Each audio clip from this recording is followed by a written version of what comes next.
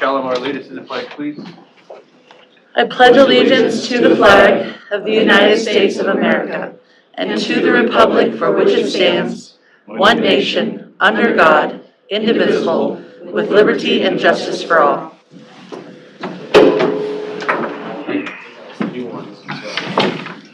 I got my, yeah, I just asked them for a little one instead. This is the old one. Okay, I'm going to call the meeting to order. The first thing on the agenda is the consent agenda. Also move. Second. Any questions, discussion? We have a motion and a second. All in favor, signify by saying aye. Aye. Opposed, same sign.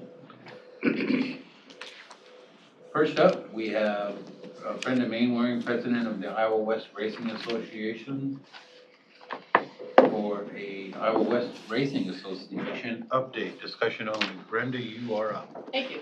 I'm going to apologize at the outset. I was out chopping down old grasses in my garden and I rediscovered my Iowa allergies.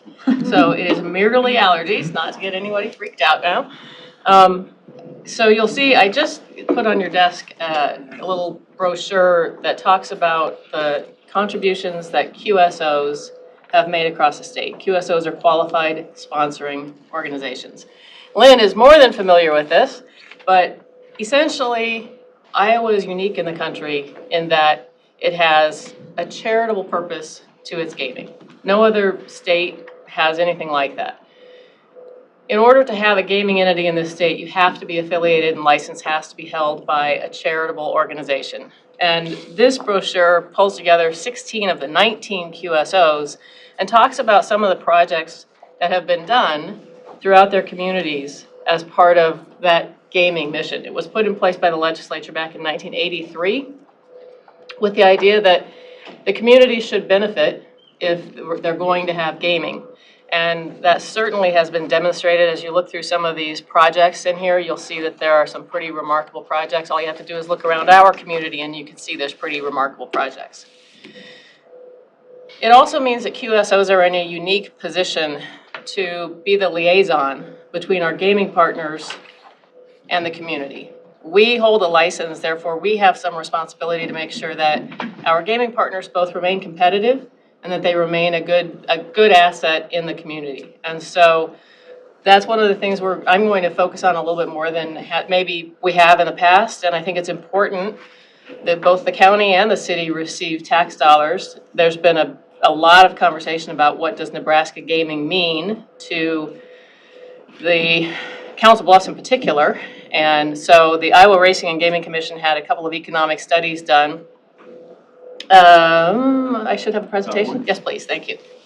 You have the entire executive summaries. If you would like to review the whole 150-page documents, there's 2 of them. You can find them online, but I'm going to give you the executive summary. Hey, Brenda, real quick. Yes. Those gaming licenses that are held by government entities, are they then considered QSOs too? You mean Des Moines and Dubuque? Yes. They have nonprofit QSOs within the county that are then affiliated in various ways, in different ways with the county. Okay. They're a little unique. They are also unique, yeah. And those are the 3 racing entities, the Greyhound in Dubuque, our former Greyhound, and the horse racing in Des Moines are the only 3 that have those affiliations, direct affiliations. Okay. Is that the only racing left is Des Moines then? Horse racing in Des Moines. Dubuque, this is their last season of dog racing, and they've just come to an agreement that they're going to take the location where they did have dog racing and turn it into something else. Oh. So that's one of the things that frankly we're doing. We're talking to Harrah's, to Caesars about, we've had an empty grandstand and track down there. What needs to be done with that to improve the community? So we're having those ongoing conversations. Thank you.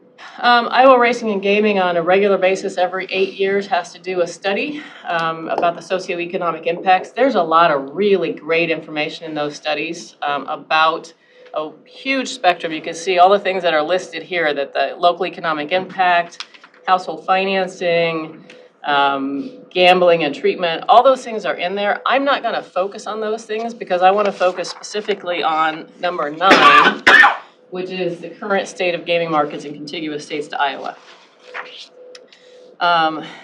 The next page is just the front page, so you know who I'm talking about, Spectrum Gaming Analysis. They had 2 studies done. Both of them were finished in December of last year. So Spectrum says on the next page that Nebraska casinos, of course, threaten the Sioux City and Council Bluffs. When those casinos reach maturity, and in particular, Nebraska will allow gaming, slots only, at places that currently have racetracks. There are 6 or 8 of those in the state of Nebraska. As you all know, there are a lot of other communities saying, hey, we can hold 1 race a year and we'll count as a racetrack. There's not been a lot of support for that among their new gaming commission. But we do know that where they currently have racetracks, in particular Omaha and Lincoln and Grand Island, will impact Council Bluffs and Sioux City.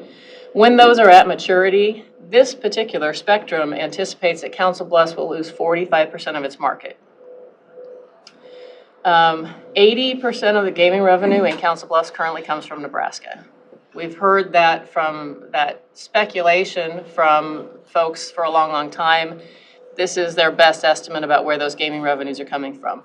So if you look at the glass half full, 80% of the gaming revenue is coming from Nebraska, but they anticipate retaining about half of that. They anticipate losing about 45% of the market. Sioux City is much less at risk for a variety of reasons. It has a lot to do with the way the metro area is set up there. And I'll point to that bullet point at the bottom and talk about it in a minute. Loyalty programs and points nationwide will be key to how the market is retained. So if you go to the next page, and again, all of this is in the material that you have, but they do anticipate that Nebraska casinos are going to cannibalize market and slow the growth in Iowa.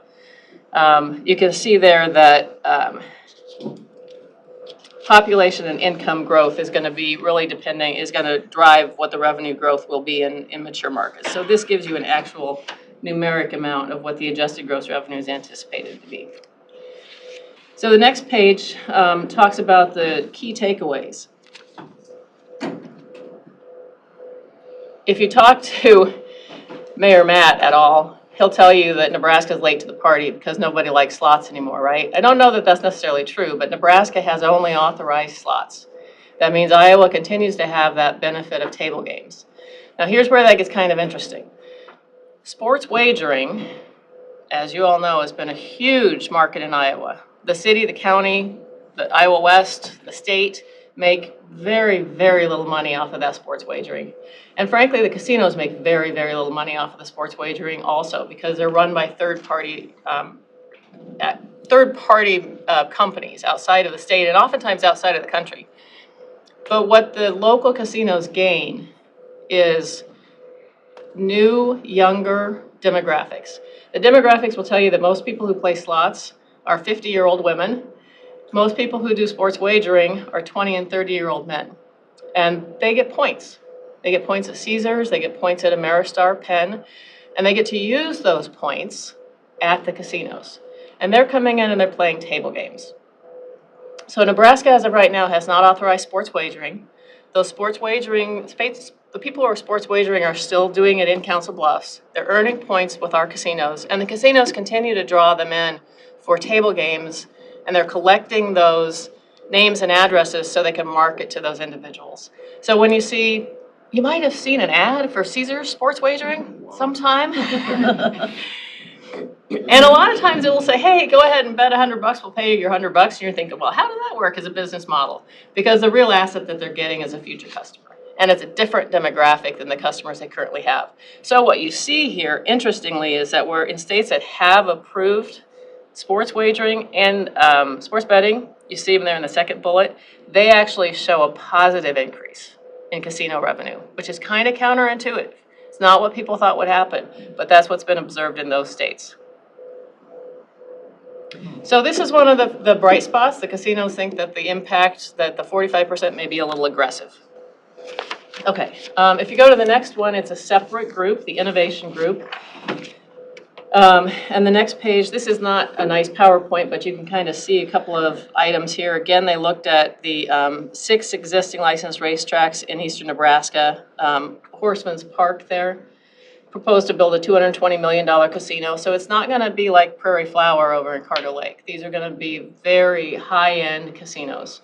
Most of them are, well, the ones here in our part of the state are proposed to be built by the same company the Ho-Chunk Nation, which is operating in the Sioux City area. So they're familiar with the area, and they run good operations.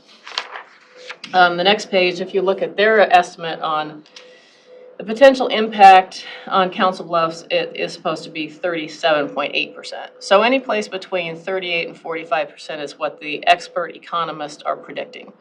I will tell you that the casinos think that that's a little overly negative. They think that they can do better than that. They believe that they have loyal customers, they have loyalty point programs, they have table games, and they have better casinos. So that's kind of what they're gambling on, you might say. And then I would just point out the last page, the conclusion that this particular socioeconomic study did point out and called out Iowa West as having made a significant contribution. These numbers are actually from 2019, but if you look through there, it'll show you that the foundation has invested, for example, $237 million in partnership with City of Council Bluffs, and you see some other numbers there. As you know, because it was announced a couple of years ago, we, as of 2019, had invested $500 million in the greater Southwest Iowa region. So that's, I just wanted to share that information with you. There's been a lot of conversation about what the impact of Nebraska gaming will be. It will have an impact. It will impact you and your revenue. It will impact us and our revenue. But it may not be the 45%. That's sort of the worst estimate, because there are some other factors that will help address that. If anybody has any questions, happy to answer them. So the sports betting, we really don't directly receive any kind of funds, or you folks into the corpus or whatever? We get a fraction.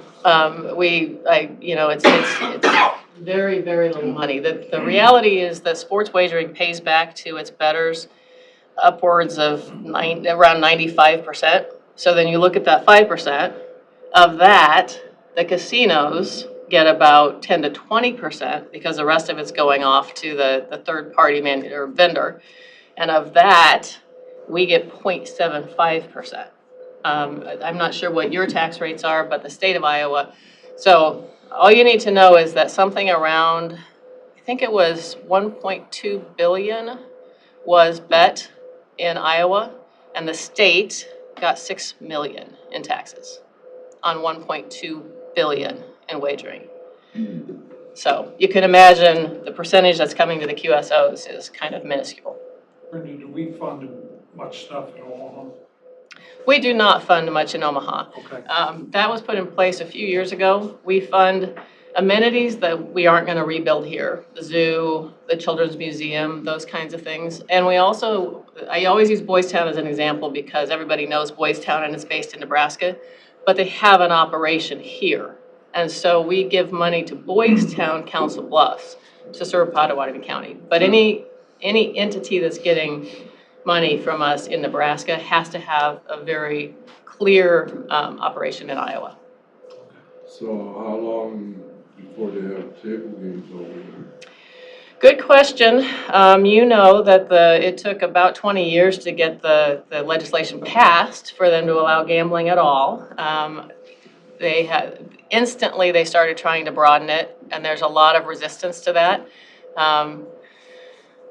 The governor has been one of the leading forces resisting it, and of course the governor is term limited at the end of this year, so it's really hard to predict. We have some of our people that are here building over there, right? Yes. Harrah's is trying to get the permission to build in Grand Island. Caesars. Is that the only one then? That is the only one, yeah. Okay. And then, I'm sorry, I think it's Columbus. I can't remember if it's Grand Island or Columbus, Well, but it's that's one of anyway. them. The e-gaming, So e-gaming is interesting. E-gaming is not currently licensed in the state of Iowa. There's only 7 states in the country that have licensed e-gaming, and you can probably predict which ones those are. E-gaming is literally taking your phone out anywhere you are and playing slots, playing table games, sitting in your living room. Not surprisingly, a lot of people have some concerns about how that could be managed and controlled. It has been proposed in the legislature, or the Iowa legislature. It didn't make it past the funnel because the gaming industry is not unified on whether or not they think that's a good idea. Some are for it, some are against it. Until they come together as an industry, it's unlikely to pass. How long has that been going on in the other? In the other states, New Jersey's had it for a few years. Really? Yeah. Do you have to be within the state of New Jersey then to do it? I do not know the answer to that. Probably yes. I don't know though. Oh, But wouldn't that be as simple as saying you live in New Jersey? And Well, they geo-track, of course. It's just like sports wagering here. People in Nebraska can sign up sitting in their living room in Nebraska, but they can't physically cast a bet until your phone says, you're in Iowa. So it is geo-tracked. And I assume it would be the same for sports wagering, or for e-gaming. oh, So Brenda, you and your board probably dove into this a lot more than most people have. What do you think the impact would be in your personal opinion? On revenue in the city, county, our casinos have been here for 25, 30 years. They're not going down without a fight. They've invested a lot of capital. Harris is making a lot of investments to enhance their building. Ameristar has talked about what they're gonna do with the boat. They are invested in this community, and they're not gonna just walk away from it. It will have an impact. I think it's more likely, just my opinion, and based on what I'm hearing, it's more likely to be in the 30 to 35% range than in the 35 to 45% range.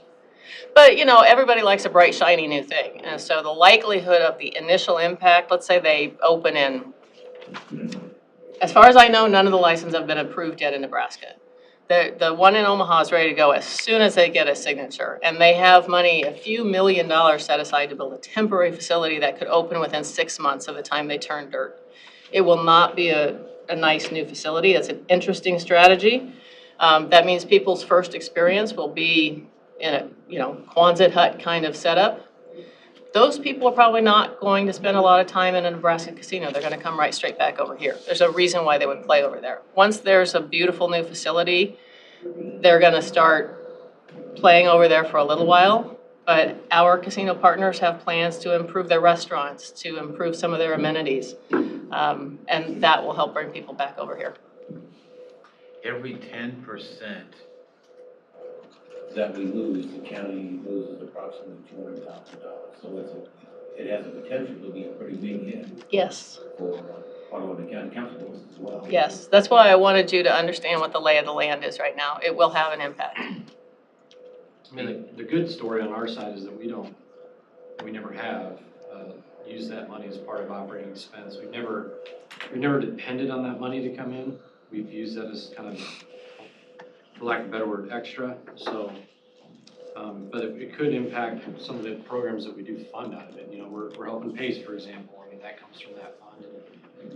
And numerous other ones, WIDA, for example, and Advanced Southwest Iowa, those other groups. So that could, I don't see it totally really impacting us that much. It's not gonna be great if that happens, but I think we're gonna be okay. It's always been extra for us, and a good thing. Yeah. 2 other quick data points. One is that both of the economists agreed that Iowa's probably hit its high point. Unless it changes its gaming structure, it's probably hit its high point in revenue. It's likely to decrease going forward. The other thing that I want to make sure I point out is that Iowa West Racing Association, which holds a license, and Iowa West Foundation, which is a separate entity, are unique in the state. Nobody else is set up this way. Because we are set up this way, because we sold Bluffs Run as opposed to what happened in Prairie Meadows when they went bankrupt, the city and the county stepped in. Iowa West Foundation has significant assets that will allow us to retain, will continue as a foundation. The staff and the board are committed to perpetuity for our foundation. And we have enough assets to do that, regardless of what happens. Assuming that we continue to maintain those assets, we will continue to be able to make $15 to $20 million contributions every year in perpetuity to Potawatomi County and Southwest Iowa. So while there will be an impact, you won't see a significant decline in what we are able to do to continue to support the community. Well, with the decrease in revenue, the possible decrease in revenue, we also have, I noticed on page 42 when I was going through it, that we anticipate about a 400 person job loss too. So that's gonna hurt some as well. Probably more significantly in some ways, yeah. Fortunately, we've got some other things. I know Paula's not here today, but Paula and her team have done some remarkable things to replace a lot of those potential job losses. Yeah, we could use them other places, easily. Okay, any questions for Brenda? I'll be back in a couple weeks to talk to you about the Cycle 1 grants. Brenda, I appreciate it very much for the update. pleasure. And I look forward to Thank you, seeing you in a Brenda. couple weeks. Yes. Thanks again so much. Yeah. So, the study, do you think, they're gonna do it more often than once this, or would that be dependent on it? Us over here or you over here? Doing a study, I don't anticipate, I mean, it costs money and they have a limited allocation, and so and they're only required to do it every 7 or 8 years, and so no, I don't anticipate they'll do a study, but yeah, it may be something that as a community we think we need to do. Market. Brenda, do you think they'll build one downtown? In Omaha downtown, they can only build it where there's a racetrack. Okay, oh, okay. Well, And land is such downtown that at would this be. point, At this point, everything's until, subject to change as we evolved over here. that's exactly right. Okay, thanks We again. started Brenda. out with dogs. Yeah. Moving on to Thanks, item Brenda. Thank B, you. Janet Lemrick, Director of Human Resources, and Suzanne Watson, Director of Community Services. Discussion on the recommendation by the Southwest Iowa MHDS region for a future 28E agreement between the region and Potawatomi County. I don't know who's gonna take it over first, Suzanne or Jenna, you're up. So yesterday, we had our Southwest Iowa MHDS Region Governing Board meeting. We had been going down a path of talking about how to continue with employment with the 4 counties that region staff work for. So currently, you have 15 employees who work on behalf of the region that are employed by Potawatomi County. And you have 5 others that 3 are employed by Shelby County, 1 by Mills County, and 1 by Page County. We had a committee meeting last week of the governing board members who were the supervisors of those counties. So Lynn Groby was there, and then I also asked Jana to join us as we were starting to talk about really getting down to the details of how the auditors were going to bill us, how we were going to reimburse, just so we had that administratively on the region side so it could be fairly streamlined. During that conversation, we were just talking about how to get wages matched up, because right now each individual county sets those wages for those employees, and there are some discrepancies amongst wages. So we started talking about how we could most easily fix that and make it fair so that nobody lost anything and that people were receiving the wage that everybody else that was doing the same job were receiving. So that led to the idea that perhaps Potawatomi County would entertain taking on the additional 5 employees. As you know, going forward, it is all state dollars. So it would basically be passed through. So then we got talking about further details yesterday. The Southwest Iowa Region Governing Board did vote on our policy and procedure, basically requesting that the Pottawatomie County Board consider the request. Did I say that well, Lynn? Yes, sounds good. And that's all state funded? Yes, starting in July, it will be all state funds. And so at this time, we still have a lot of details to work out, but we wanted to get the thoughts in front of you that this will be coming. We will be bringing you a 28E, not just for bringing those additional 5 over, but for this whole process. Because even if we didn't bring those additional 5 employees from their respective counties over to Pottawatomie County, we'd still need a 28E with Suzanne's group because it's all a little bit different now. And how we work through workers' compensation and all of those types of things. But again, like Suzanne said, it is a pass-through. So it really does make sense to bring those 5 employees. They're all still serviced. Suzanne's team services all of the counties. So it doesn't matter if they're in Page County, they don't only work in Page County, they all work all over. So it would be a lot more streamlined to bring them over, but we just wanted to get you guys thinking about it before we bring you the 28E with all of the details. So we have an existing 28E of some sort already, right? So that 28E basically forms the region governing board. Okay. So this would be an additional 28E. So we'll have a 28E we bring you that will be for payroll, and then we'll have another one that we will bring you regarding reimbursement for occupancy space, for the space that we Is this a year currently. by year deal? Yes. Okay. And I'll be taking those two, so we'll be developing those 28Es this month, and our governing board will vote on those March 28th. So I would expect to bring those to you at the beginning of April. And then, of course, I guess the time crunch also with the payroll is that with budgets coming up, I need to add those yet this month if that's the direction we feel like we're gonna be going. What about benefits? State They would come over to Pottawatomie County benefits. and the state will reimburse? Yes. It just makes our pool bigger, really, right? Yeah, it's 5 people in the grand scheme of things. It's not going to negatively impact our benefits. 100% To do it region, or or to do it? do they spend some time with GA or?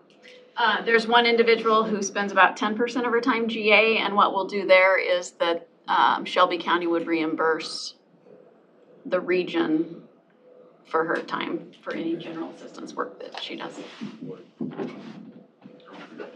So, Those 5 are better off than all 5 of us. so right now, these individuals are compensated through their counties. Yes, Is that correct? yes. Okay. And then what they have for that county's package. Okay. I have no issue with it. I think it's a good thing. When will the first draft be available for the board to review? You have until July 1st, right? For the 28E, well, I would imagine you'll see a draft by the end of March. I gotta get it done this month. I mean, it really needs to be It's done. like, yeah, so fairly you gotta get quickly. done before our budget. Yeah, because then we have to take it back, well, for you guys to sign in April, May. It's gonna go fairly quickly. We'll have to, no matter what, huh? Well, I mean, if we get it in with this proposed budget, it'll be fine. Shouldn't be a big deal. So the first should be fine. So these individuals may have, I guess, comp time or something different than what we are Yeah, structured with? So Suzanne and I are gonna work together on all of those details. Take a look at what each employee's package was at their respective county. Get wages comparable, right, because they're doing the same job, so they really should be paid the same thing. Get those comparable, and then we'll be putting together packages for them in regards to, here's what your benefits are. If you come to Pottawatomie County, here's what your benefits were. There definitely are some things we can't offer. We won't be offering a deferred comp match like Shelby County offers. But we feel that it will wash out in regards to those that are getting a little bit of an increased pay to bring them up to what everyone else is making, as well as our benefits package. So yeah, Scott, we're gonna take a look at what vacation balances they have. We'll be working through all of those details. So then in the future, and I don't know these individuals, I don't think, I may, if one of them, say the Mills County one is set to retire next year or 2 years, then Mills County hires them or we hire them? Yeah, the intent would be that we would just have one employer of record going forward. But you would hire them for Mills County? We would hire them for Pottawatomie County. They would probably be located, yes, they could be located in another region office. So that is something that was really important to the other counties, is that we don't want to do something where we bring all the employees here to work. That would just add miles on because we go out to see our people throughout the community. So we completely intend to keep our offices that are currently in Harlan, Clarinda, and Red Oak. So there's gonna be rental agreements with those three also? Counties also, yes. Okay. Thank you. Our other counties have gone along with this too. It's gonna help everybody be a smooth changeover, so. Yeah, it's just, I mean, I think there's been almost 3 renditions of this since I've been here with the state, so it's subject to change, like a lot of things I get through. Mental health is always subject to change for sure, yeah. Hopefully this will be stable for at least a few years before somebody throws the next one on us, so. Let me make sure I understand you correct, Suzanne. You're gonna ask Pottawatomie County to be the financial arm of this new. The employer of record. Okay. Yeah, you're already our fiscal agent for the region. Do we get reimbursed? Is that how it's gonna work? Yeah, You're gonna provide us the funds first. Yeah, we're gonna provide you the funds. So that'll be part of it in the 28E, is that we will make sure that before this starts July 1, we will know what that payroll's gonna be for the first, that we'll have to work out what you want and what the auditor's office wants. You know, is it 1 month? Is it 2 months? Originally, we were looking at always being a quarter ahead for payroll so that no county would ever have to dip into their other funds to pay payroll. So the intention is we're always up to a quarter ahead. I don't know that we need to be a full quarter ahead, we're just using one county, but we'll work that out in the next month of what's gonna work best for payroll. I would say you want to be a quarter ahead because you're gonna have probably 2 quarters a year that are extra pay period.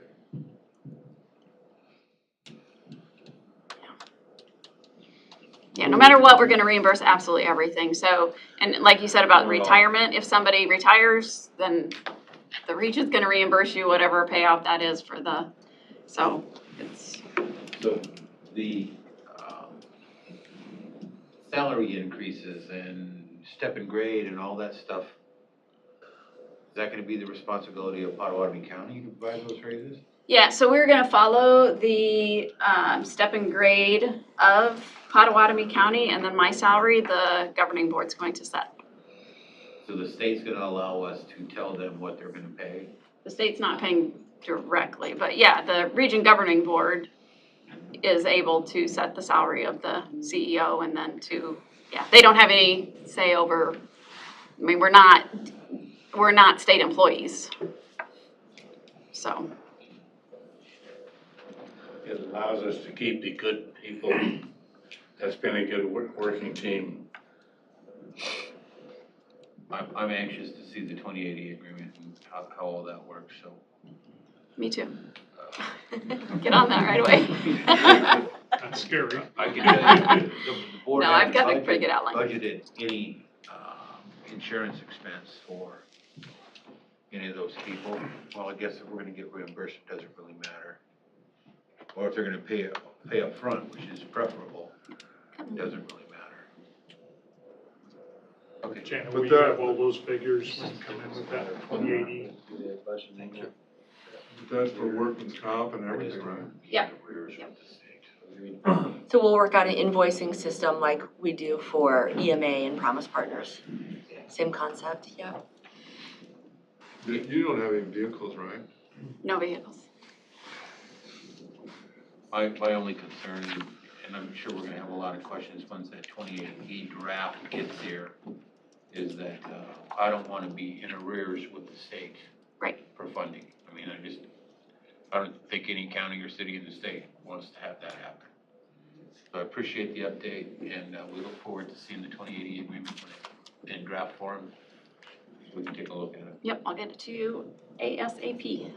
All right, any other questions for Suzanne or Jenna on this? All right, thank you so much. Thank you. Thanks.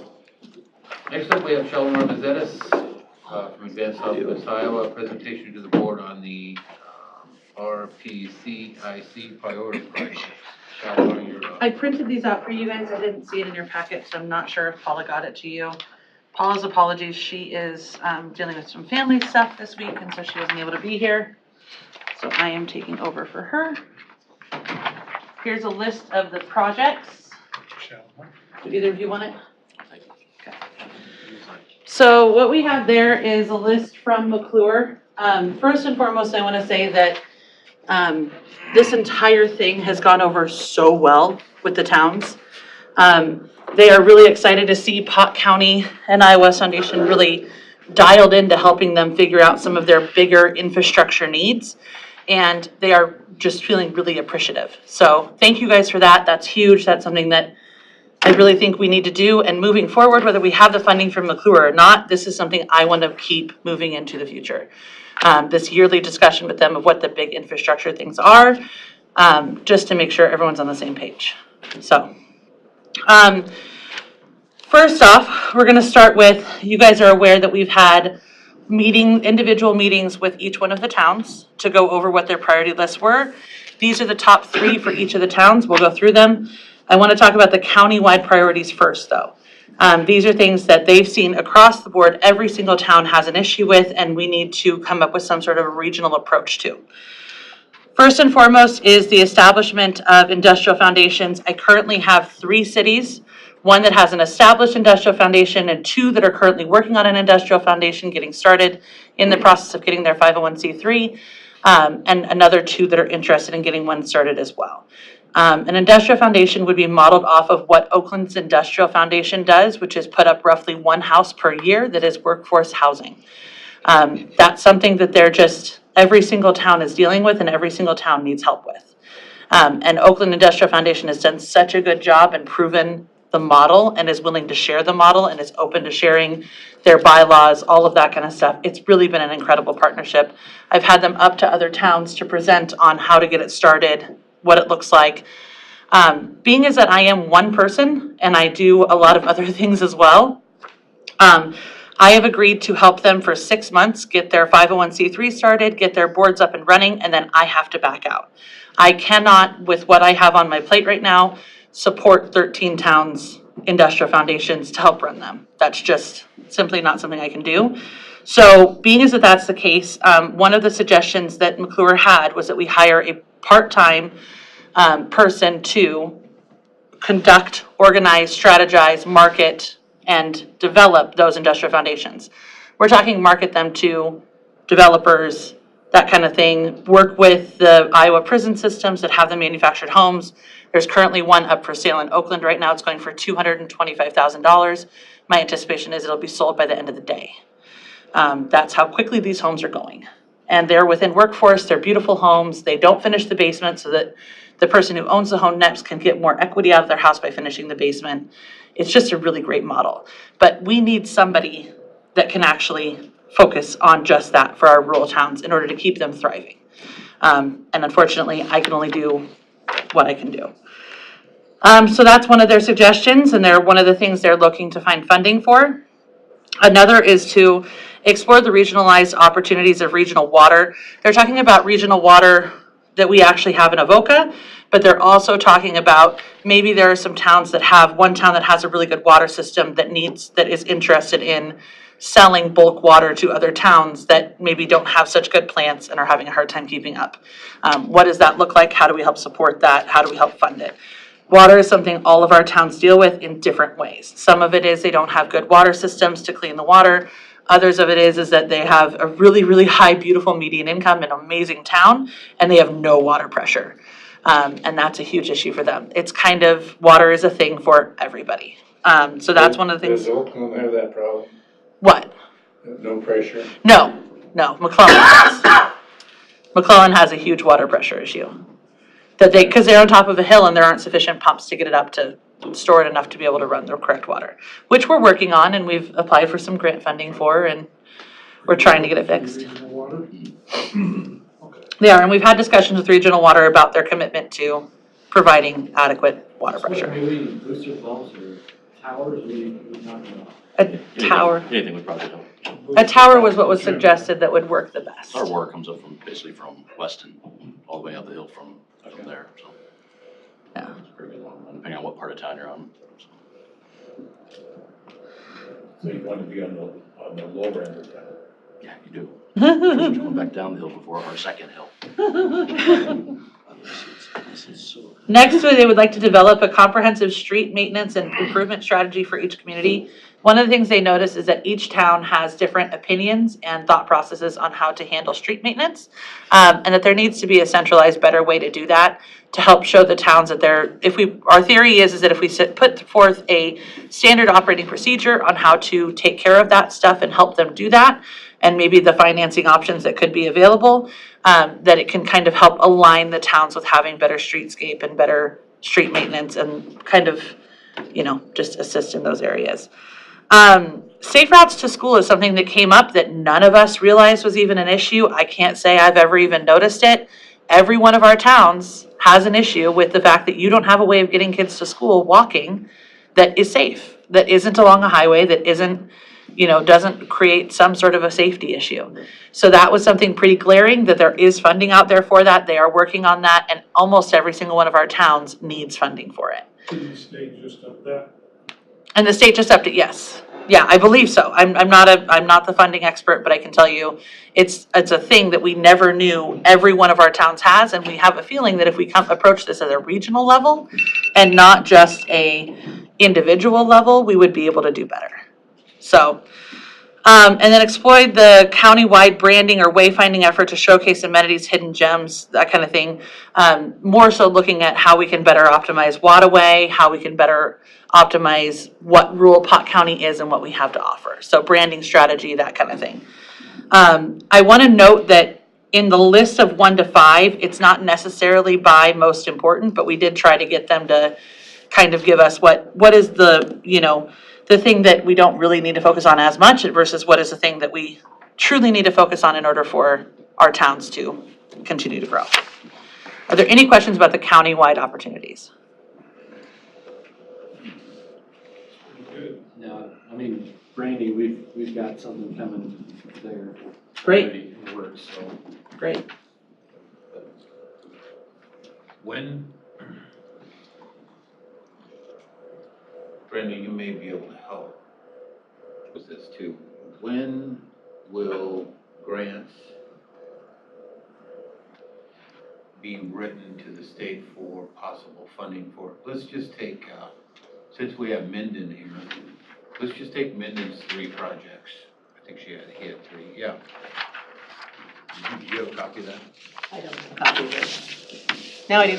Okay, so my understanding when we started this project, there were going to be 3 possible funding sources for a project or maybe a couple projects in all of our small towns. Not all of them will get scored well enough to get a grant from the state. Those funds are still available, right? So this all started with ARPA funds, right? Right. That's the underlying, because it's got the shortest turnaround time. I mean, it's not instant, but if we're gonna get our Iowa and Pot County in there, we need to do that soon. So the first thing, and McClure's part of their job was to say, okay, of these top priorities, which ones would qualify, would be good candidates for ARPA funding? That's priority number one. And then the county and Iowa West, through our cities program, have to decide, if that's going to go, if there's going to be some ARPA funding, can we leverage that? Additionally, McClure, as the consultant, has a lot of good ideas about and a lot of experience in dealing with state funding sources that we may not be aware of, like Safe Routes to School. Those are things that McClure will again look at this list and say, okay, which ones of these do we think are viable? Which I do have a list of that as well. Part of this is not just, and I don't mean to, part of this from a funding standpoint is not just to say, give us your wish list, but to say, what is it that you need to have done in your community, and how do we leverage other sources of funding, as opposed to the county, Iowa West, being the primary funders of relatively small projects.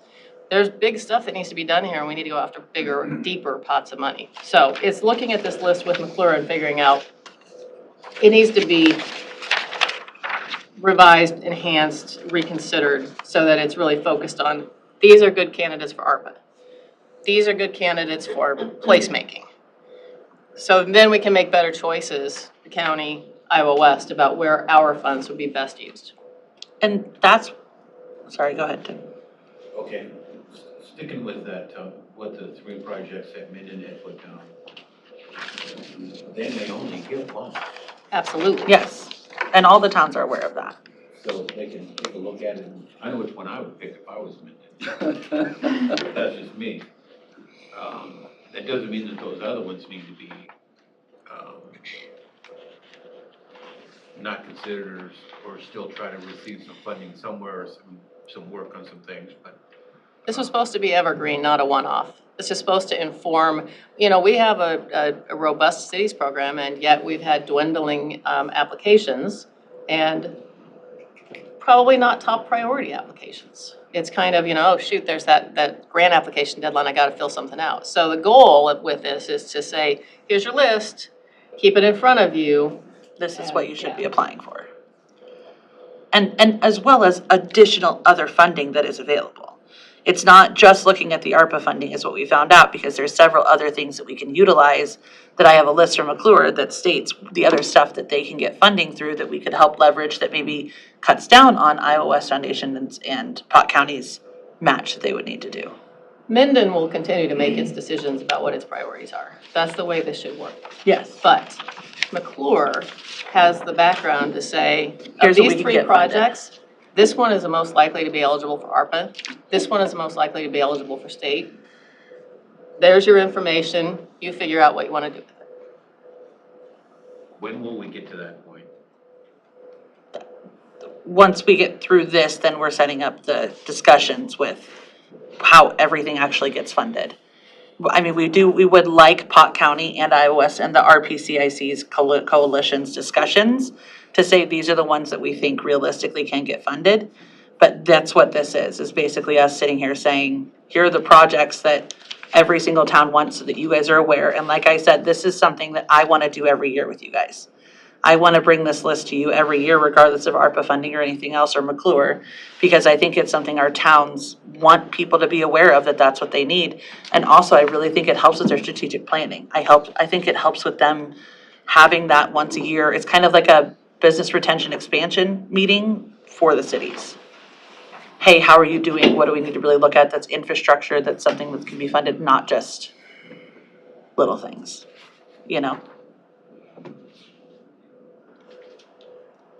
Can you give me a time frame? The federal ARPA funding that we're originally going after still has not been released. So, and we have no, other than Senator Grassley's recent press saying that it's still in the works. When is McClure going to prioritize for ARPA? I think that's what this is.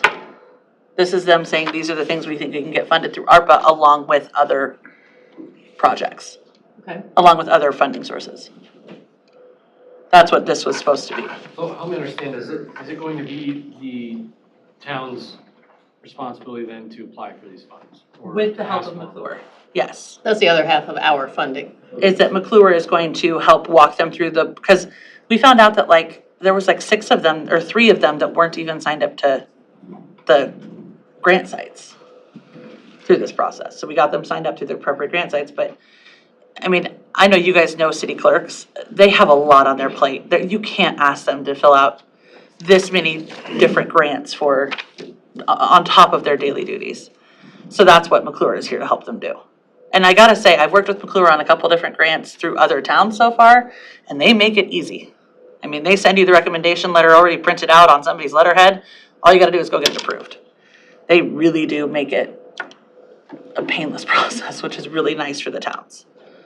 So do you guys want to go through this list, or? Well, I don't know, I guess where it's great, I want McClure to do this, I want them to get the cities, I want the cities to do it, and I really hope that you cities do that, you know. I guess what happens if they don't get approved, then are we gonna reorganize this list and bring it back to the Western Board? I mean, because at the end of the day, these are all things we know need to get done out there. Whether or not it's ARPA funding or whether some other creative way to do it. I think it needs to be followed up. I mean, the timeline thing's important to us, because I think we want to know, when do you want to get going with this? You know, like, when do you want this stuff in Minden? When do you want it in McClellan? I mean, all of them need it right away. So I think, I mean, just to, thank you for letting me continue my presentation on top of Shal's, but the county and Iowa West are not going to fund 30 or 40 projects. And so, I mean, my intention with Iowa West all along was we would get 3 or 4 projects that McClure would come forward and say, of this list, which is great and worth keeping and worrying about, these are the 3 or 4 that we think are the most likely to be funded with ARPA funds, as a starting point, ARPA funds. But we are not prepared, and I'm assuming the county is not prepared to look at a list of 30 or 40 requests. We need to prioritize it down to a couple of action items. And so my understanding of the process was this list would come to you, and if you have any particular projects that you say, you know, that's one that we really see potential for county funding, that will help McClure make some decisions about the viability of ARPA funding as well. Exactly. And I can list off the other fundings if you guys are interested that they're looking at. I mean, I just see water on there a lot, you know, that's something that, to me. Water and sewer. Well, yeah. The DNR stuff about the new requirements have hit every single one of my towns in one way or another, some much more drastically than others, to the point where you literally cannot bond enough in order to pay for the sewer requirements that you need to fix your sewers. And now you're gonna start getting funded. You're gonna start getting fined by DNR because you can't, I mean, it's literally tied people's hands behind their back in such a way that it's, you know, and that's one of the biggest things that has to be fixed and addressed. We funded McClure for this project with the intention that McClure would provide a little bit more guidance and structure. And I think that's what I'm hearing you asking for. So I think maybe what we need to do, you have the list, you've pointed out sewer and infrastructure. Those are some of the big countywide things that now Advanced Southwest Iowa needs to go back to McClure and get a little bit more structure, which is how we originally intended our funding to work for that particular project. Which our goal was with McClure, from my perspective as well. Our goal with McClure was to get this list that each city had 2 or 3 projects that were the top priority, tell them how to fund other parts of it, but the ARPA funding was the main priority and what could actually get funded through ARPA. So that is narrowing it down.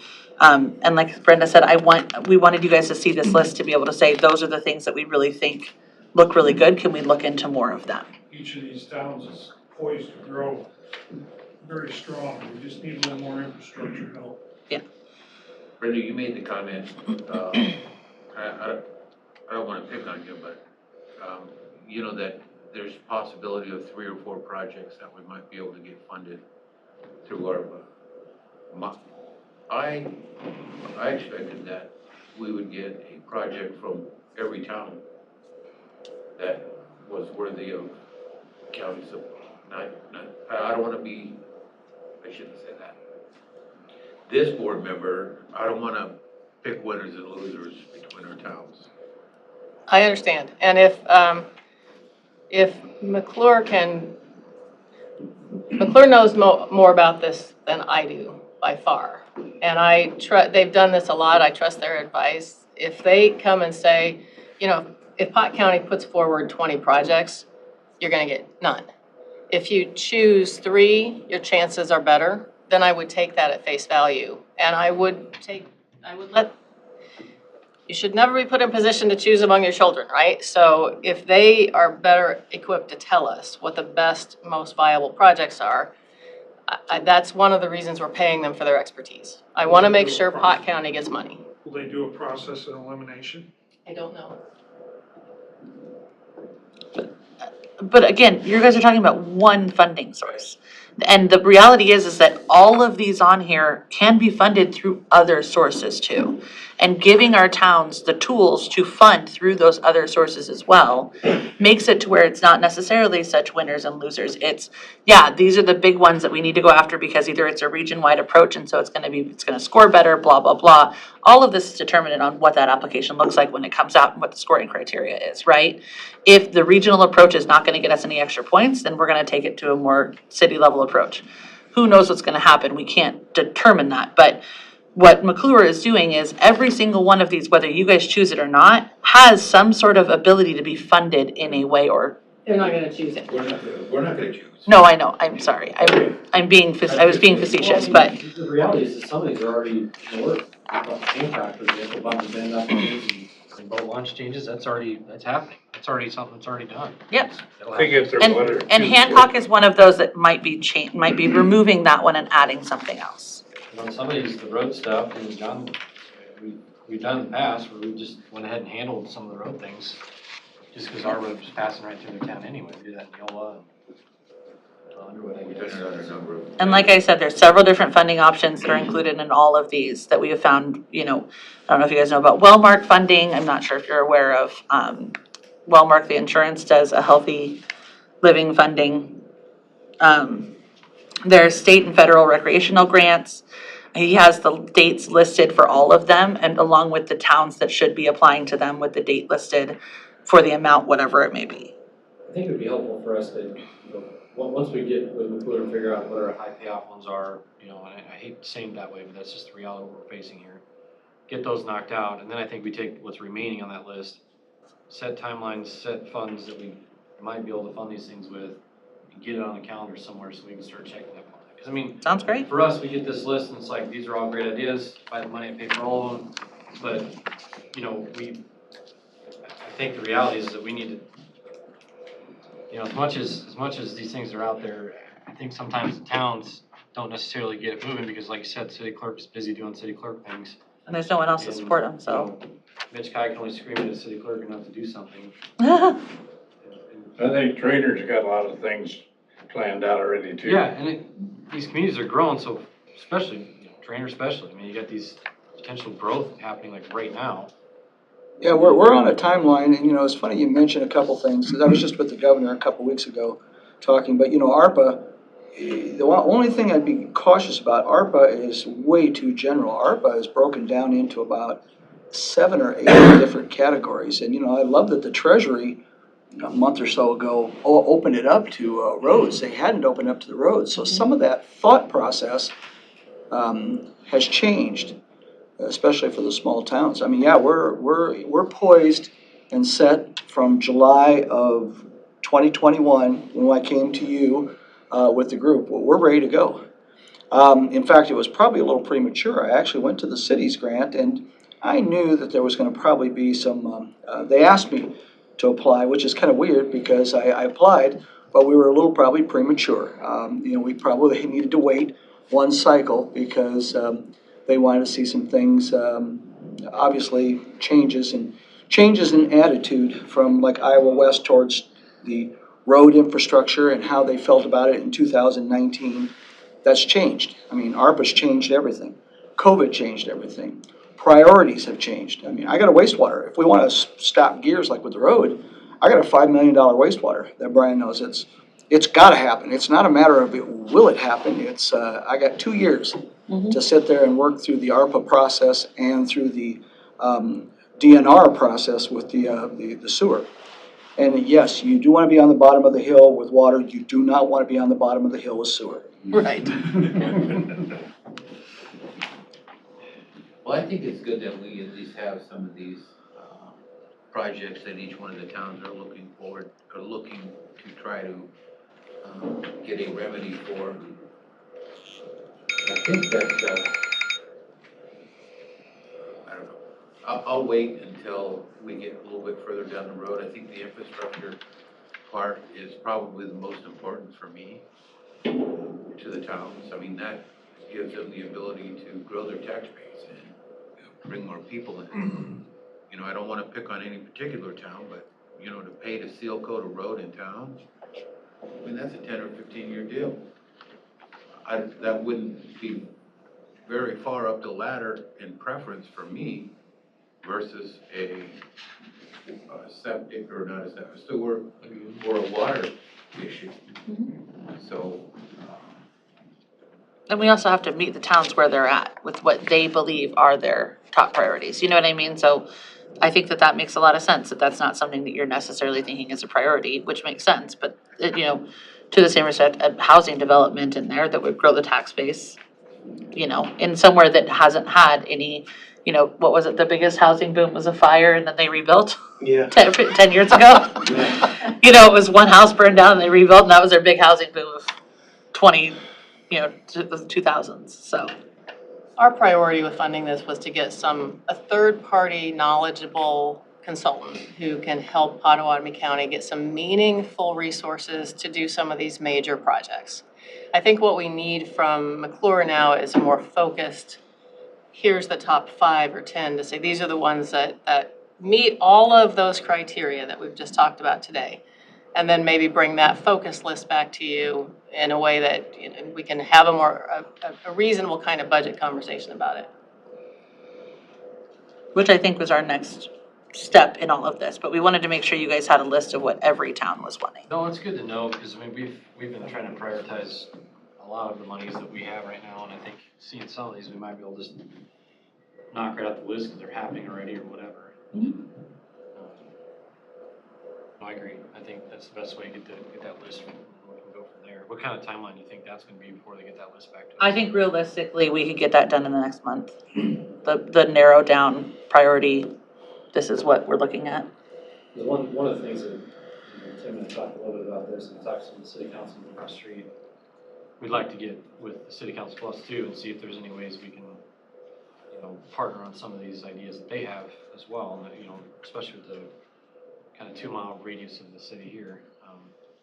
But it'd be good to get all that stuff on paper, you know, get this list again, and then we can just say, okay, what can we do? Regionally. Yeah. And also that would help because in a lot of my towns, I have a pretty high median income that does damage some of the ability to go after funding. So if you were to regionalize it, you could take advantage of Council Bluffs' lower median income. Yeah. That could help some of our other towns get funding. So Mike, are you anticipating bonding as part of the equation? I have about 5 or 6 financial and grants, all over the place, yes, bonding. Bonding will not take care of the, as she mentioned, we don't have that bonding ability to take care of the sewer. Sure. So that's, you know, but that is a project that will be in place, and we're using JEO as the engineer to follow through on that, and that has to be in by 2023. And we're already on almost the administrative order. I mean, we're not gonna get fined because a plan is in action.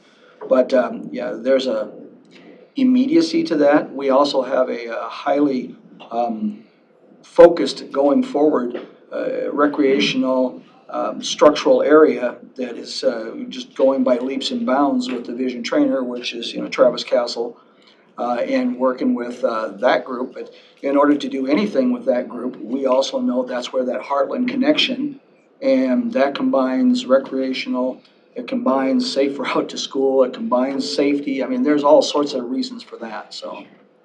Those are the 2 priorities as you saw by the list for ours, but yeah, bonding's only gonna go so far. okay, one last question for you, Brenda, from me. If some of these projects from these towns don't qualify for a grant through the state or the federal government, would they qualify for the city's program? They may. Do you still require a 50% match on that? can, just for an example, can the county provide some of that match to the cities? As far as I know, yes. You can actually provide it with ARPA too. That's one of the things they took off the table, the state, federal, and county match. You can do that with all of that. Much like LMI, We right? don't have enough money to match all of everything. We don't either. Has there ever been any discussion to lower that threshold of, no? There really has not. Okay, I look forward to you coming back to us with some news on how we can keep this thing rolling. And I think it's good that the board has these projects from all the small towns, and, you know, we're in. Just find us a way to help. I shouldn't say that. This board member is in. Find us a way to help. Okay, any other questions? Find us money. Yeah. Any other questions for Shalimar or Brenda? No, I just thank you for bringing Yeah. this to our attention. I think it's Thanks. important to see this and, you know, everyone's perspective on it. I think we'll all be surprised within a year or two from now how much this will actually be able to knock out in a good way. I think there's. I also think moving forward, doing this every year with the towns is going to help streamline a lot of different things. We've probably been late on getting after a lot of these things. Trying to combine all those webs of funding and. Yeah, not saying that we'll have McClure next year, but I'm saying it's something that, as far as my position goes and my role in the rural Pot County, this is something I see as a priority for every year, is to meet with my towns and ensure that they know that, and bring it to you guys every year too and say, here's the updated 2023 list. And just for the record, Matt Wyatt deserves some credit on this too. Absolutely. Oh my gosh, yes. Yes, insurmountably so. Okay. Thank you. Thank you. Do you have places you need to go? Do you have places you need to go? All right, I'm going to move item G up to the next item on the agenda. And that is Charles Hildreth, Mayor of Crescent. Discussion and a decision to offer support for the City of Crescent's application for grant funding from the State Iowa Waters Infrastructure Fund, and to approve the board chairman to sign a letter of support. So moved. Second. Wow. Chuck, do you have anything you want to add to that? Yeah, I did a chance I'd to like to breathe. just help Shalimar a little bit. We've been working pretty hard, like our town, our big things is safe walk to school. I mean, I moved into Crescent in '85 with my business, and we still have the same sidewalks, they're all cracked up, and we did the sewer and the water system. And, you know, that's $50,000 just from the highway to the school. I mean, our fire department's the busiest small town fire department, covers most territory in Pot County. And in John, we have 4,200 cars a day come into Crescent, a day. And our fire department's falling in the creek bed behind us, you know, yeah. And our sewer, DNR's on us, 3.5 million. We're dealing with McClure's and a new technology, gross wind technology. It's really cool stuff. Talked with Kim Reynolds. I know Adam Gregg, the lieutenant governor, very well. And I even asked him, dude, how does 616 people pay for $3.5 million and I'm still $1 million in debt from the flood of 2011? And Greg says, you can't. I said, then you need to get a hold of DNR and get them off our ass, because this is crazy. I mean, we're gonna go from $75 a month to $275 a month. I said, I don't have enough bullets in my house to stop that. I mean, it's terrible what they're doing. And we tried to bring all our stuff to Council Bluffs. That was $6 million to bring it to Council Bluffs. Had a meeting with the mayor here, and he said, we're not helping you. We'll take care of it if you get it here, but we're not gonna help you pay for $6 million. We have a Get bond. the money, like, how much more capacity would you have? Like, beyond, let's just say hypothetically, you got your 3.5 million or whatever to do that. Well, that's, our capacity stays the same. what this new technology is gonna take the E. coli and ammonia and this new BOD thing out. That's all it's doing. Does not change our capacity whatsoever. That's the problem with these requirements, is that it's not enhancing their ability to treat anything, it's literally just, We're still gonna fight the lagoon system. Yeah. But we, so if you could add it, then you can add tax base to help pay for that money, but you're not adding, you can't add any tax base with what? yeah, Well, even just the numbers you're talking, that live in that community, you don't have a tax base. Even if you built several neighborhoods there in a year, you still not gonna have a tax base. Which they have. we have And they still can't. 16 new homes going up. First one is sold, next two will go on the market April 1st. I talked with Neil yesterday. He's got 29 new homes when he's already started 16. But, even he's going, what do I tell the homeowners you're doing? He said, well, don't tell them anything till they move in. Just trying to be honest. So the grant that we're gonna, support, how much We're going for the whole 3.5. oh, you are? Well, yeah, we're going for all of it. Is there a max on that or not that you can go? That's just where we've been quoted by, this Gross Wind Technologies and it's. No, a max on the funding that the grant can provide. Yeah, I thought it was 5 million, but it could be with the others, max, yeah. But we gotta do something. And the only good part is we have Kim Reynolds and Adam Gregg behind this new technology, cause they like new stuff. So that's helping, and I talk to Adam about every other month. Say, dude, don't forget me. So what's the process after we do this? Is it 60 days, 90 days, or when do you? I'm not sure McClure is helping them with this grant Okay. cycle. I thought it was, I know Mitch applied for it as well. I don't know if there was a deadline on it. I think it was until the funds were exhausted. Yeah, it's kind of a first come, first served kind of thing, And then so. there's like 2 rounds of it. There's the first round. That gets you the pre-qualifying And and then then it you, goes to the second round. yeah, Is this separate than the one I'm doing though? no, it's the same one. Because I thought mine was like an unsewered community was why we qualified. Well, yours fell into a different category of it, yeah, but it's the same funding source. Yeah. It's just different categories. Okay, Alright. Chuck, we'll get that signed for you. Yeah, I appreciate it. You know what?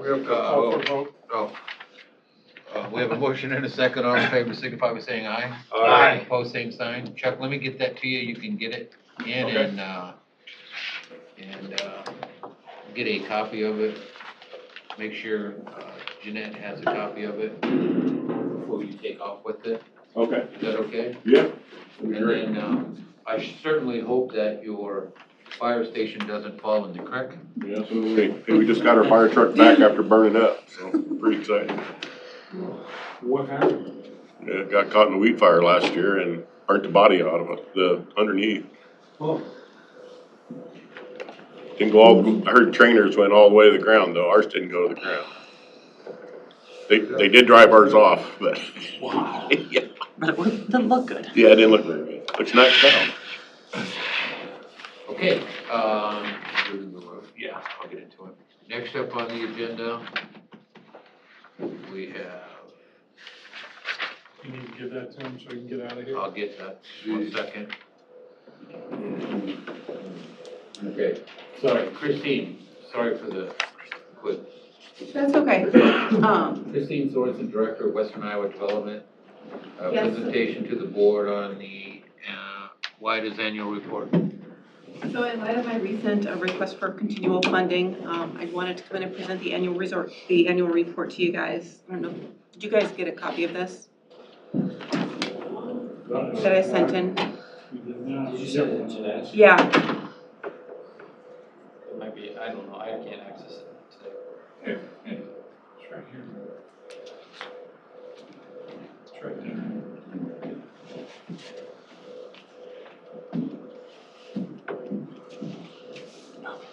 Yeah, yes. All right. Yeah, maybe I should.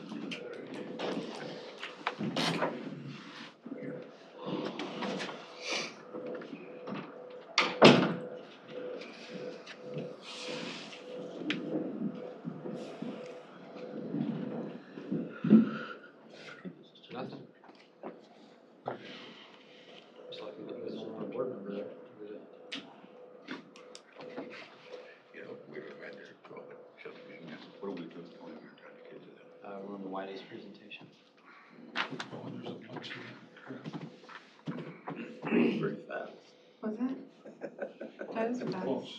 There you go. Hey, look at that. So when I came in last fall, I hadn't been here very long. I didn't really have a lot to report to you guys at the time. My priority was getting out into the communities, meeting with people, meeting the city council members, getting into the nonprofit organizations and really getting my face out there and meeting everyone offhand. Becoming the advocate for WIDA to help our businesses and our communities succeed, get the word out on events coming up in the communities to really spread the word out there. We were able to retain 100% of members throughout 2021 with a growth of 66% increase in business members. So I'm being an advocate for business members as well as the communities as a whole. Focusing primarily on economic development, business advocacy, county enhancement, tourism, and communication. I am working with the Potawatomi Countywide Tourism Promotion Committee, getting their videos out on the museums, additional programs that they have into the communities as well. You can see our members up there, and we did retain all of them as well as gain additionals. I already have 3 in the new year of 2022 and a potential 2 coming next month as well. So our membership is being driven on a routine basis. You want to scroll down to the next one? Most of the outcomes we have at WIDA are through our marketing and social media networking. So for 2021 in numbers, we had a total reach of a little over 43,000 on Facebook. And just to give you an idea, in the new year, just in the last 28 days, we've reached 8,900. So it's building, it's really growing. The word is getting out about these events on a routine basis. Page visits in 2021 were a little over 2,200. Page likes, a little over 1,200 followers, a little over almost 1,400, and that's growing. I already have 51 new followers just this month. So people are seeing the events, people are getting to the events, collaborations are being made among our businesses as well as communities out in rural Potawatomi County. Pinterest didn't really take off until around September when I started adding more value to the Pinterest page as well as Instagram. Our Instagram page has, total reach has increased 100% since I've gotten new information out there. Page visits are up, Instagram followers are up. Our website views are up, with the biggest draw being the new newsletter that came out in August when I stepped into the position. And that's primarily where a lot of the visits to our website are, is people coming to see the website, to see what events are out there, to see the new businesses coming in, to see the growth that's happening, to the successes in our communities, all the new little solo entrepreneurs that are out there that really want to thrive. I'm trying to get their names out there in those newsletters as well. So my primary goal has really been being the voice of our communities and those businesses out there, and I'd like to continue doing so. As far as ribbon cutting events, we have businesses going in left and right. I've been working with Shalimar a lot. We've got 3 exciting new businesses coming in Avoca that we'll be doing ribbon cuttings for this month. And I mean, the potential out there is just amazing. It's really exciting to see new businesses, new coffee shops, tattoo parlors. Like, there's just so many amazing things coming in out there for our residents to take pride in and joy in, that we're getting these in our towns. You want to scroll down maybe? So basically, your investment in WIDA is going straight out to these communities. Our business memberships go straight back into advertising, promotion. As a 501c6, we're really not poised to make a lot of money. Our goal is just to become that voice for our towns and promote them as much as possible. To promote our businesses, to promote our communities, to get them to grow together and thrive. One thing that we really, as WIDA, we have some outcomes that we can put on paper. Other things that we can't really quantify are the connections that are being made out in our communities. between businesses, between communities. As a result of some of these events that are going on out there, we have businesses like Honey Creek Creamery and Crescent who are getting more visibility further out into our communities. For an example, Clarinda and Red Oak. We have an individual, River Market 190 in Clarinda, who has reached out to Honey Creek Creamery and wants to start selling her award-winning cheeses as a result of going to some of these events that they weren't aware of in the past. And so there's collaborations being made that just weren't there before. We have these little one-offs like Lily Pops and Trainer coming into Minden Countryside and doing pop-ups together. They're building these collaborative events together to try to grow and thrive. Even though they're these small entities, we want to make sure that they're being visible out in our communities as well. So these collaborations, we can't really quantify them, but getting this word out about them is really helping them grow and thrive out there. Good.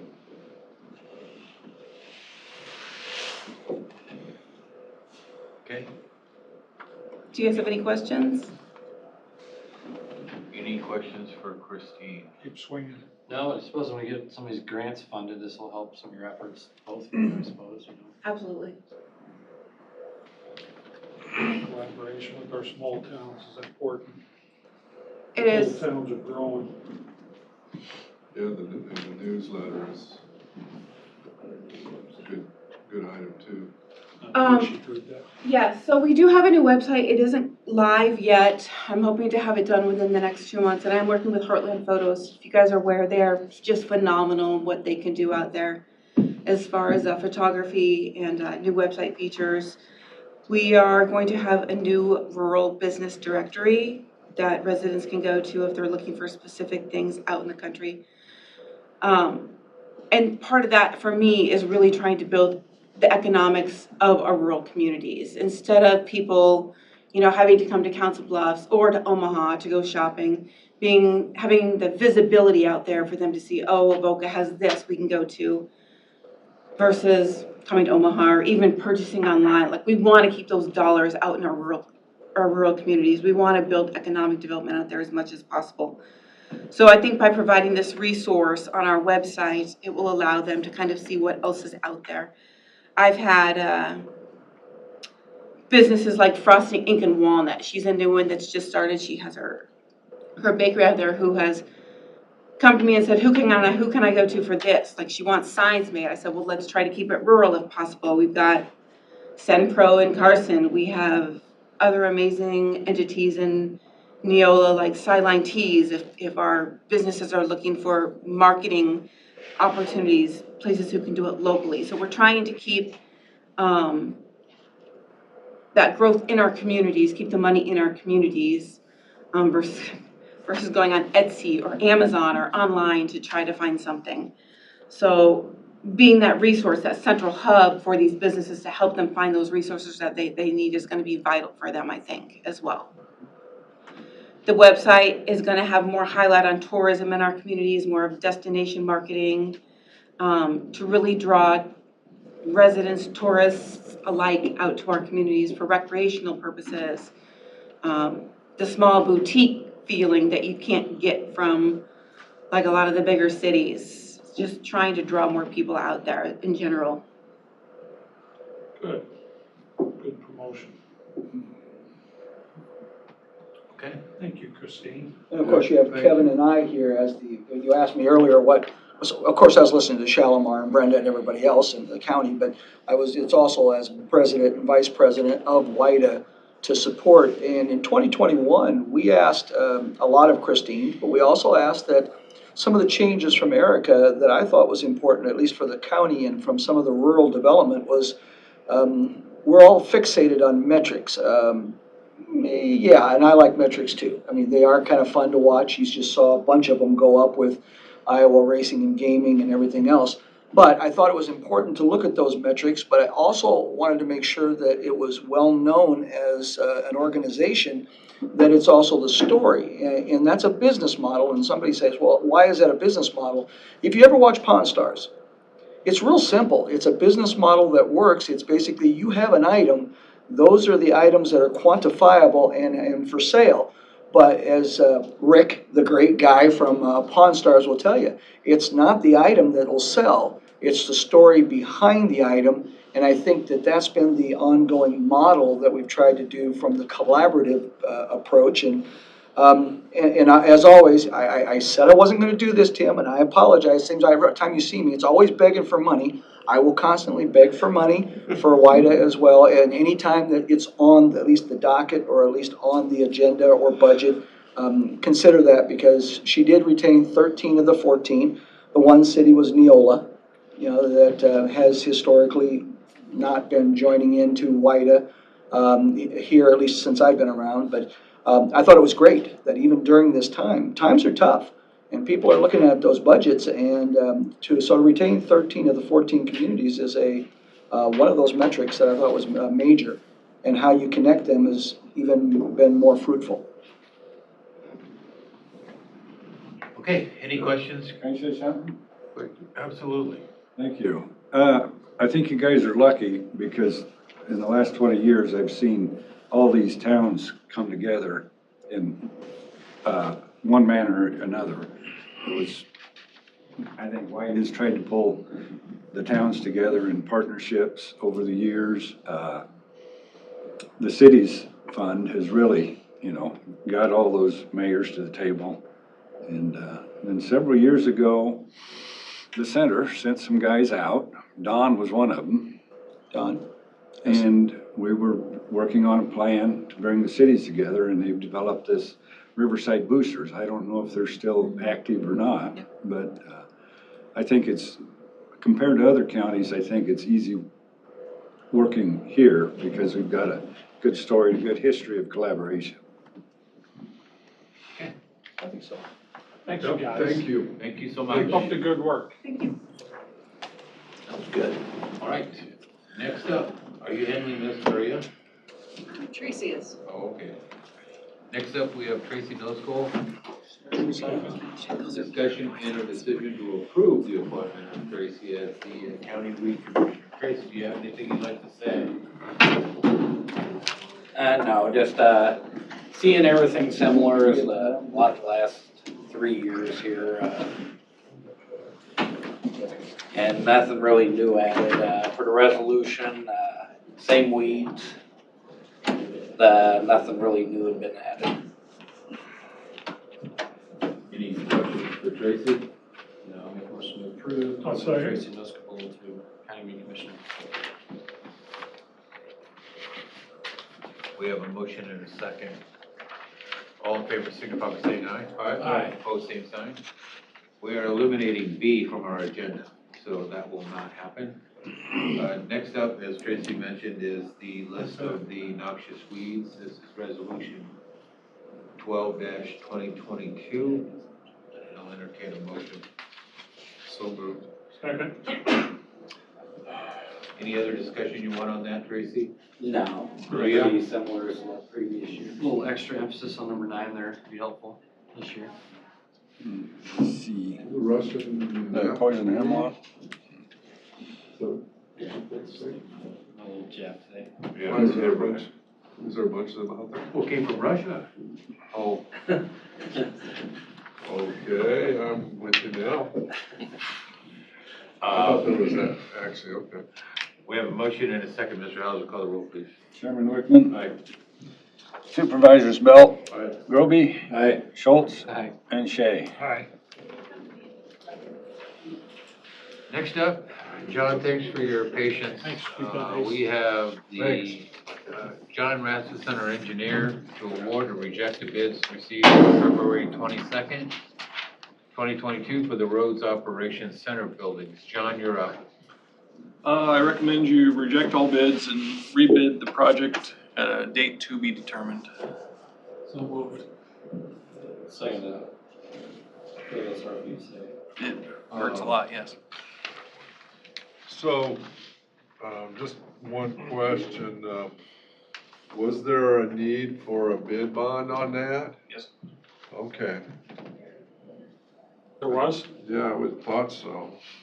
but we didn't have one. No, I know, I don't know what happened there. Go ahead, sorry. Is there any feedback, was there 6 or 7 people that took out, plans or took out packets or whatever? I thought we had 7 landholders. I don't know if that was the official number, but Yeah, it was 6 or 7 generals. Generals? they came to the pre-bid meeting even. Okay, Then we had, all 3 were waiting for phone calls the day of the bid, and only one ended up bidding, so. okay, did we get any feedback from any of them? Why they didn't? I've heard some on the steel and availability. I think some of the producers are backlogged 6 months to a year, and that's probably what we're gonna have to change our timing to wait to see what the $100 a barrel of oil does for a couple months, or wait till everybody catches up, I guess. Good. We're gonna have to change a lot more than timing. I think that, this is just my personal opinion, I think that the whole project, the construction documents, the build out, everything needs to be reviewed again. Take out the silver and gold thrones that you had put in there and take those out. And then, really take a look at it and, you know, make sure that we're building a secondary road shop, not a Taj Mahal. You know, I received a, call from a local contractor and, he mentioned that that was probably would probably be one of the, best looking and secondary road shops in the whole state. So I think we need to take a look at not only the timing of the bid process, but take a look at the documents and see what we need. Is this too elaborate? Well, maybe phase it too. I mean, maybe just do a high priority part of it, and then later on, we figure out the rest down the road. I mean, it might be something you look at there too. I mean, I don't know if they mentioned what the luxury items were. Our fits and finishes probably weren't any different than your carpet you have in the addition here. And it was a pre-engineered metal building and block walls with paint on them. I don't know that there's anything extravagant in there. What was it, 2.2 million over what the engineers, 0.3, yeah. 2.3? Or, yeah, really. That's, Yeah, it was 30% higher than, I Yeah, just didn't would get like to, I'd like for us to take a look at the construction drawings and really change or eliminate some things that we really can live without. I don't know if that's a meeting that you need to have with, well, it would be a meeting that you need to have with the architect and engineer, but I'd like to have a couple of board members sit in on it and take a look at it too, if they want to. I mean, Scott and Justin can do that. Is phasing a potential? Just think that if it's something that we really would like to have and something that we really need, I'm not saying just put up a tin building and call it good, but take a look at it. Is there some things and maybe corners that could be taken out and make it a square building and, you know, no fancy roof on it or anything like that. It's a project that, you know, we've worked really hard to get you the funding for, and obviously at 9.7 million, we don't have it. Understood, yeah. Where's that, maybe this is not a question for you, maybe it's a Maggie question or something, but we got some bond for lost funds for that? Right, we have 2 years to spend those, is that right? Yeah, I think like 25% of it though needs spent within the first year of some sort with that. So we'll have to look at those exact dates. Okay, and I guess find out if we can do some extensions and stuff, if there's any Yeah, possible. I think the total is usually 3 years. I think with some supply chain issues, it sounds like they've been allowing that to extend a bit, but what's the total on that? that was 7. Well, we have 5950, 599, isn't that? Sure. Short 6. Any other comments, direction from the board? No, I just hope I mean, the reality is that there is importance to this building. So, I mean, I don't wanna completely discount it. I mean, the fact is, you have people fixing vehicles outside in freezing cold weather. Like, I think we need to find a way to make this work. Maybe look at the bigger picture and say, well, maybe the office part of this happens second. Maybe get your shop side done first. I mean, I don't know. You're an engineer, you're a smart guy. You can figure it out. I just think, you're gonna have to do some soul searching and figure out what's the best priority there to get it done. Well, I agree with you. I just don't think timing is the issue. We only had one bidder. Project was way too expensive. I think we need to take a look at the plans and specs of the building and see if anything needs to be changed. And Well, yeah.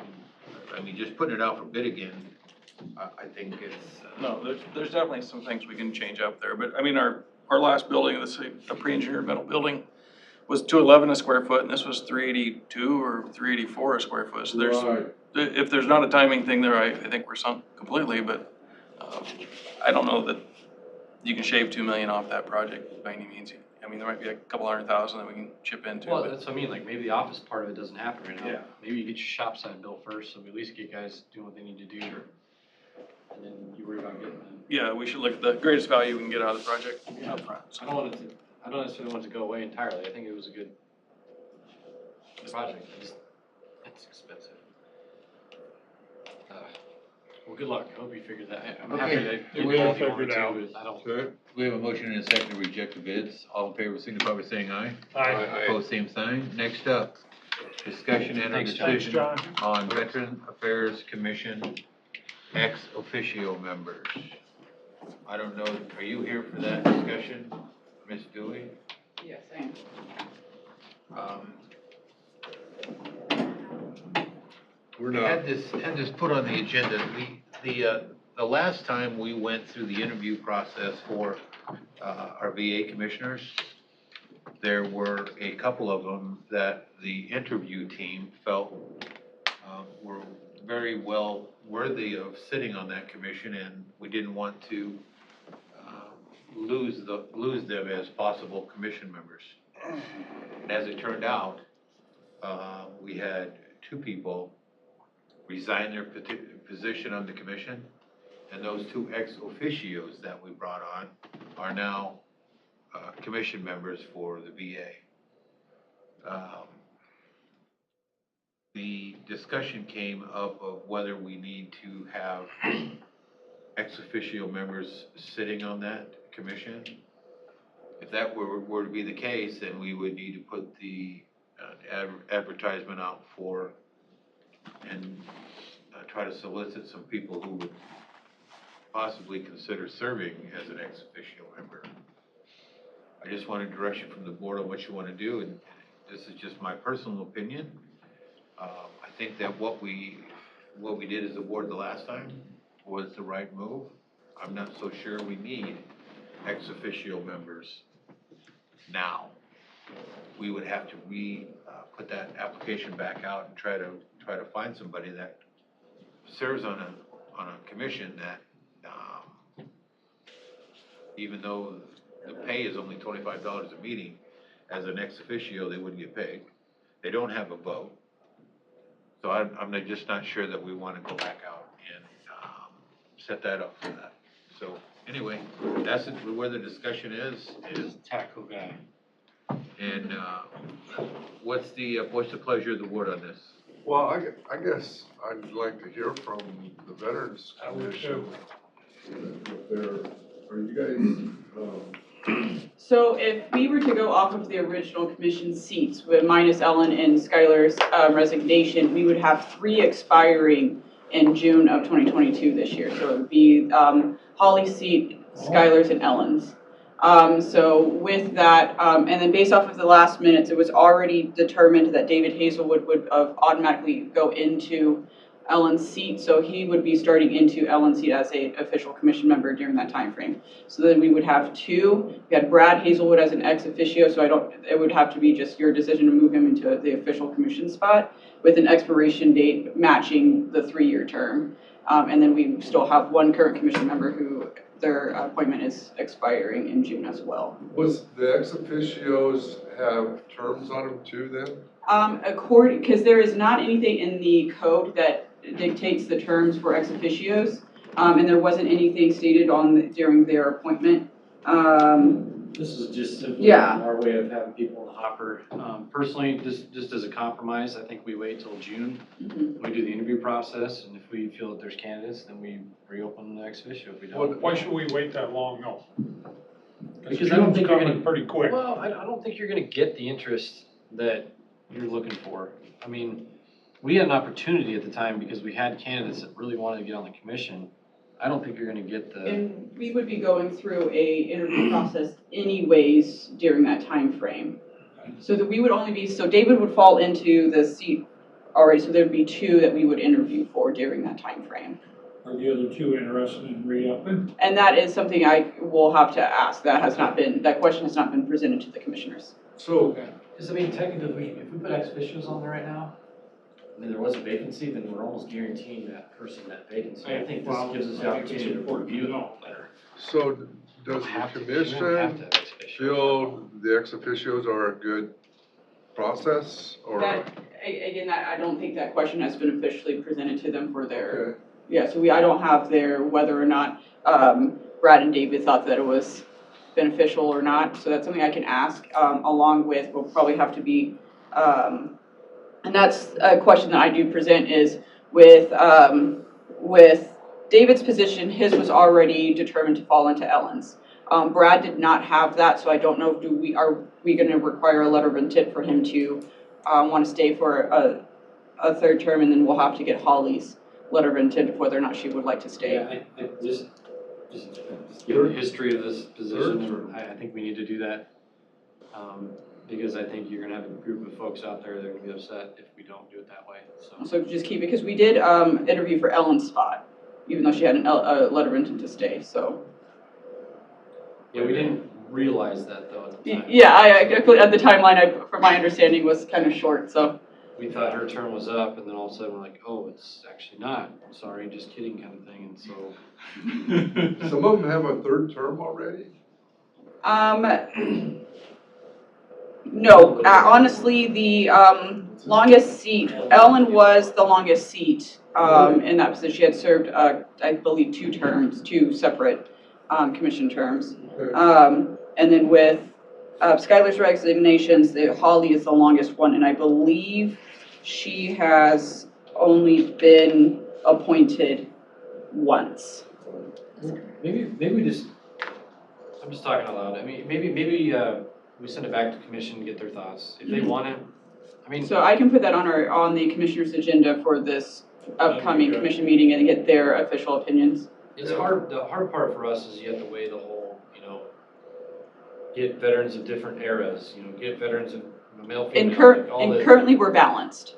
Yeah. According to it. But that's part of the reason why that happened, because it was like, and Brad Powell is like a solid candidate every time, like we really wanted to put him on there, but it just because of the way the state code was written, we couldn't, so we're like, well, ex officio is a good way for him to be involved, and then lo and behold, he was able to secure that seat, which was awesome, so.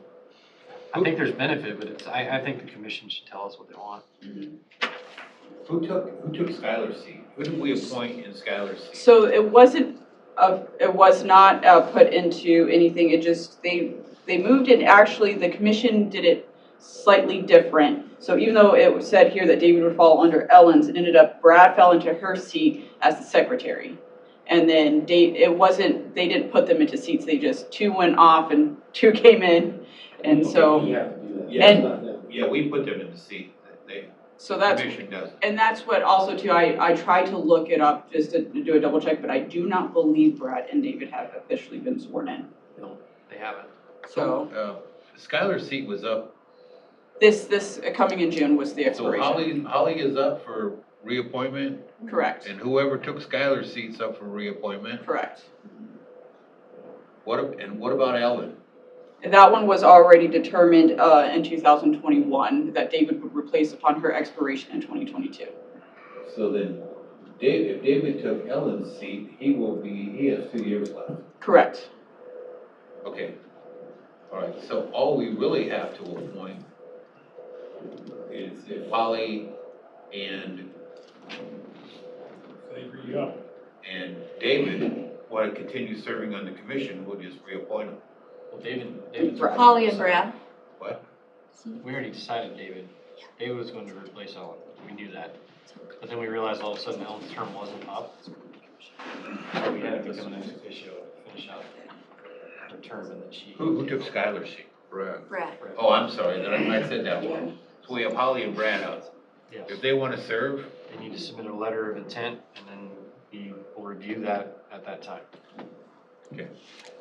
So, And that's how we've been doing it for everyone else, and I think we need to continue that, and then just, it's the right thing to do. so you will get with them for us Correct. and see if Holly and Brad would like to be reappointed to the commission? Yes, sir, I'll put that out to the commissioners. Okay. Does this board want to move forward with any more ex officio people? I would like the commission to tell us whether or not they think Yeah, it's, I would too. I think the commission should tell us yes or no on that, not us. I think there's value, but I believe I want to that's get right. their opinion, not. That's why they're on that. Well, we couldn't even spell ex officio until this last interview process when we had 2 good candidates that we didn't want to let go. I know, but I think you're gonna run into that every time. That's why I think we just fall back in their court. You know, it was a unique thing we did, and I thought it was worthwhile. I mean, it paid off. I'm glad we did it. So you think it's gonna happen all the time? People are gonna resign from the seat? I don't know. Okay. I mean, hopefully Rita doesn't, leave for start her own business like Nick did. It'll be fine. No plans on it. All right. I have one other thing. I do need to contact you with regard to city council meeting last night. I'm not sure if you saw or heard anything about that. I did not. We would like to, I think you and the commission have some opportunity to potentially help out the city with the Veterans Day Parade, and I want to have a conversation about that. Oh, yeah, and I was approached by the mayor a week ago, I believe, and because he was basically requesting some assistance with that as well. Yeah. So it might be something we haven't had a commission meeting since, so We I'll can't have tell you to. what to do, but we're kind of telling you without telling you what to do it if you can. Okay. So, but anyway, I'll call you and, Perfect.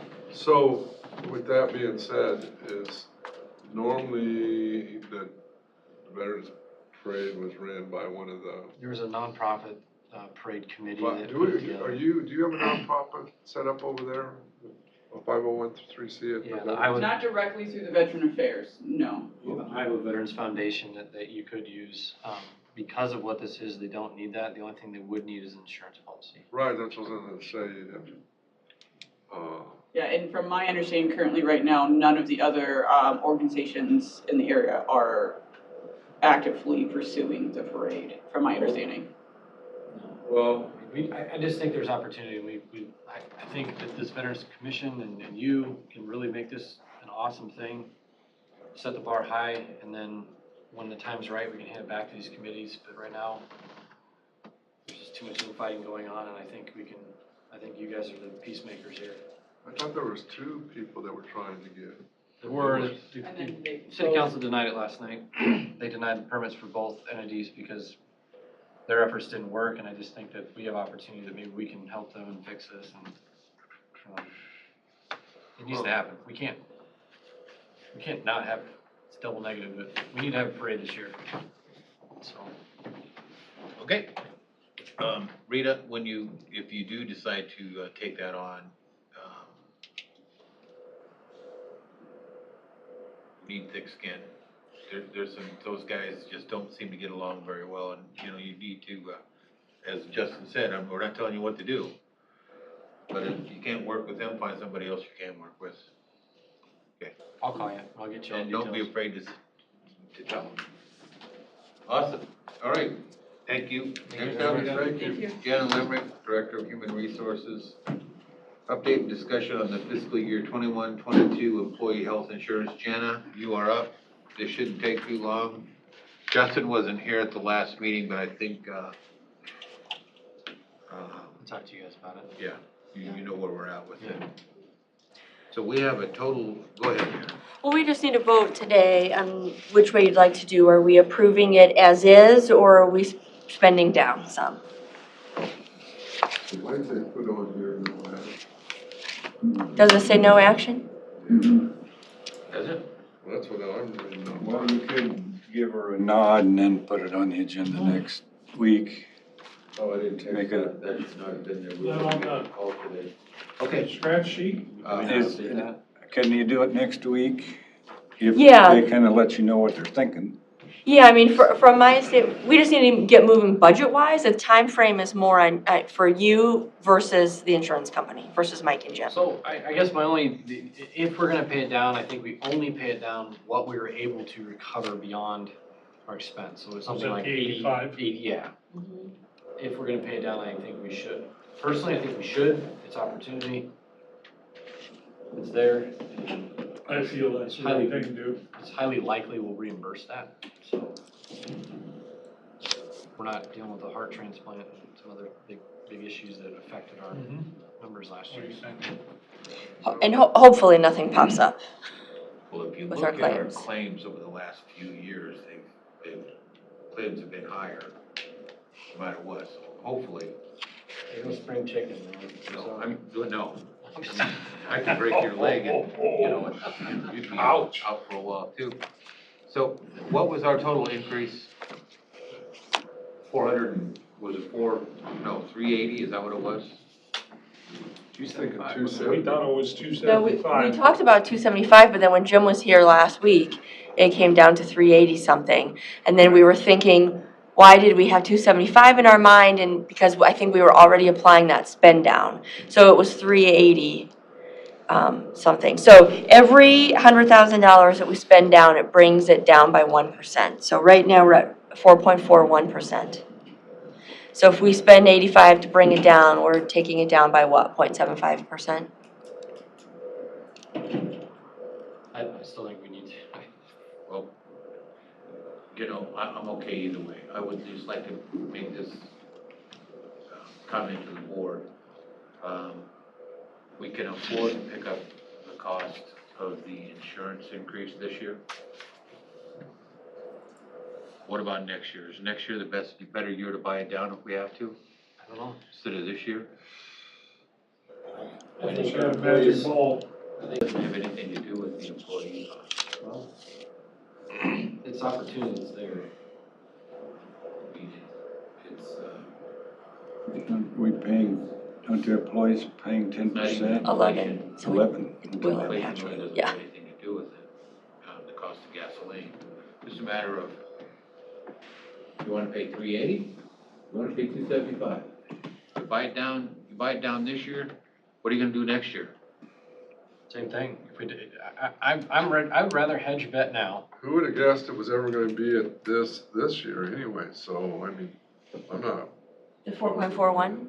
pardon? The 4.41% Yeah. increase?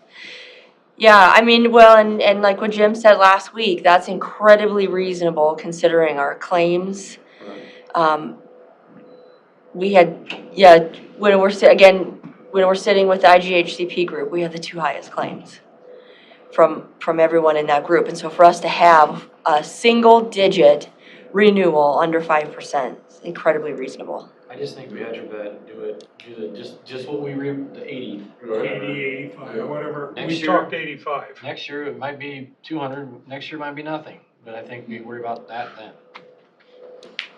I'll go along with that, Justin. I'm full of all kinds of good grammar today. So because today is no action, I can ask Jim to work up a sheet like this if we paid 85,000 to bring it down, and then I can bring it to you next week so you can see and make a decision. Does that sound okay? Since we're no action today? I don't wanna buy it down, so that's okay. Everybody else does? Lynn? Buy down? I'm not gonna be in favor of it. He told us to wait, maybe. And I thought that sounded like a good idea. He did say that. Till next year. You wait and evaluate next year. He didn't say for sure do it next year. They It doesn't matter. I mean, if we're only gonna spend down what we're bringing back in, it does not matter. It's the same numbers. So if you don't spend 80 now, all it's really doing, to put in simple terms, is you're raising your fund balance. So if we've got $1.1 million in there and we're spending 1, next year, if we only get 200,000 more going into that above and beyond what we spent, it means that we're still at $1 million. So unless you're saying that we're willing to spend it down all the way to $1 million, you're not doing anything. Really. I'd like to see us keep it up there. Because just the other thing that Jim had said last week too was that in the last 6 months, we've been using a lot out of our partial self-fund, which is a little unusual for us. And again, we won't know those claims numbers until next year, right? What he gave us was from this last year, and so we've been using a lot out of it. But again, he said that happens every couple of years, and he thinks that we're in the high point. You know, you just don't know with insurance, right? I mean, we're playing with a penny. Yeah, that's why we have it. And I think it's worth us doing it. It's money that's already there. Pay down, lowers our costs. Next year, if there's extra, we do it again. I mean, we just basically try to keep your revolver at $1 million or whatever it is. All right, you're gonna have Jim put that together, bring it back to us. Yep. All right, you'll Yes. get a vote from the board next time. Yes. Any other discussion for Jen on that one? All right, next up, we have closed session. Let's go into Iowa Code 20.17, parent 3, discussion and or decision on labor negotiations and collective bargaining matters. You the only one in Yeah, here? we're not in closed session. Sam ain't here? Motion to go into closed session. Comment on that. Iowa Code 20.17, parent 3 for discussion decision on labor negotiations. Mr. Housen, call the roll, please. Chairman Whitman. Aye. Supervisors Shea. Aye. Belt. Yes. Schultz. And Groby. Aye. Okay,